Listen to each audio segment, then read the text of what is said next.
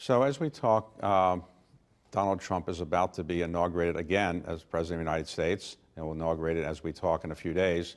So as a Democratic leader and a Democratic governor of Maryland, a very Democratic state, do you feel like you're a leader of the opposition, or do you feel like your job is to cooperate with him, or how do you view Donald Trump as somebody you work with or oppose? I mean, I'm not the leader of the resistance. I'm the governor of Maryland. I've got 6.5 million people who I answer to, and some of whom voted for Donald Trump, some of whom did not vote for Donald Trump. But the thing that I know is that the thing they all have in common is they're Marylanders. And so the way I'm going to approach this, working with the new administration, is the way that I would approach working with any administration, where, I understand how tethered Maryland is to Washington and to the federal government. We have over 160,000 federal employees. We are the home of some of the largest federal installations in the country here in the state of Maryland, that a lot of our infrastructure projects are being underwritten by the federal government, to include the Key Bridge. So I understand how important that relationship is, and I am very clear that I will work with this administration and find ways of finding common sense solutions that are going to uplift Maryland, invest in Maryland, support Maryland. I'll push back on things that I think are either don't make sense or unconstitutional or challenge our values. But I am approaching this truly with a sense of partnership. Now, you ran for governor initially in 2022 and were elected overwhelmingly. You're up for reelection in 2026. You haven't announced yet, I don't think, that you're running. I can announce now I'm running for reelection. Okay. So you're running for reelection as governor. I think you're likely to win based on everything I know about Maryland politics.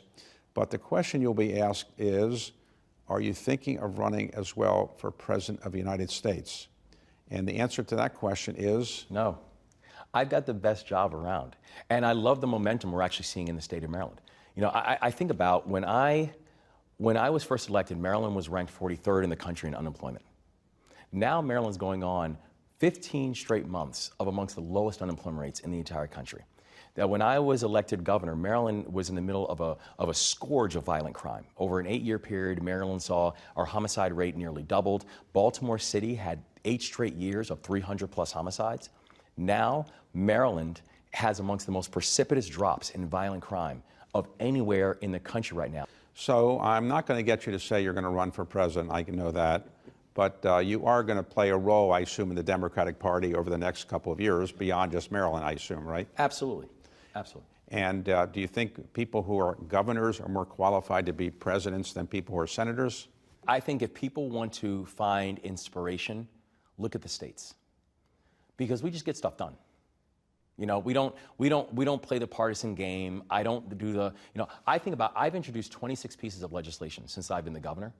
Not only have we gone 26 for 26, we've gone 26 for 26 bipartisan, with both Democrat and Republican support on every single bill that I've introduced.